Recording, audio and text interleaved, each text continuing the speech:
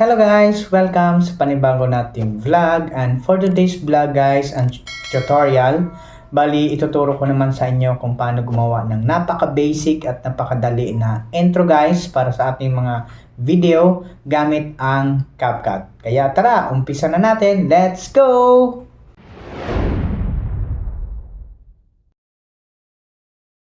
At sa paumpisa ng ating vlog ay bali open natin ang CapCut. Click natin ang new project. Then hanapin natin videos, yung na-download natin na template. Bali guys, i-download nyo muna itong template na to. Makikita nyo sa description link. And next guys, pag na-add nyo na, i-click nyo po yung text, then add text. Tapos type nyo na po yung name ng channel nyo, at ayan yung name ng channel ko guys. Then punta tayo sa style, tapos hanapin natin si bold, italic, tapos i-bold, tapos i-slide natin. Then next guys, pipili tayo ng color, click natin yung shadow, tapos lagyan natin ng shadow na white. Then next naman guys, punta tayo sa font, tapos pili kayo ng font guys kung ano po yung gusto nyong font. At ang napili ko guys ay yung serif, ayan. Then next naman guys, click nyo ng animation para lagyan natin siya ng animation. At ang napili ko guys ay yung type 1, ayan.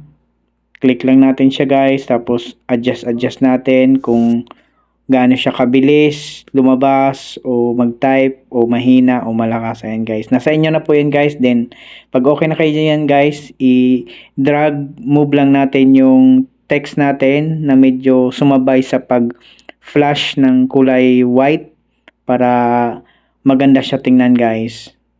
At ayan, play natin. At ayan guys, kung mapapansin nyo, ang ganda na ng result sa ginawa natin.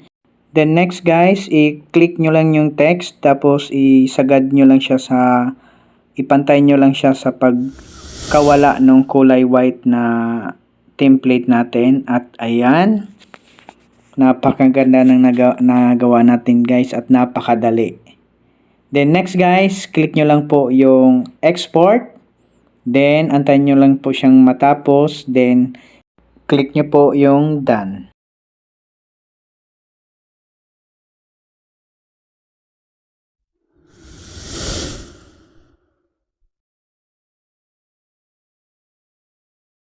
At ayun guys, ganun lang po siya kadali gawin at sana nasundan po nyo ng maayos.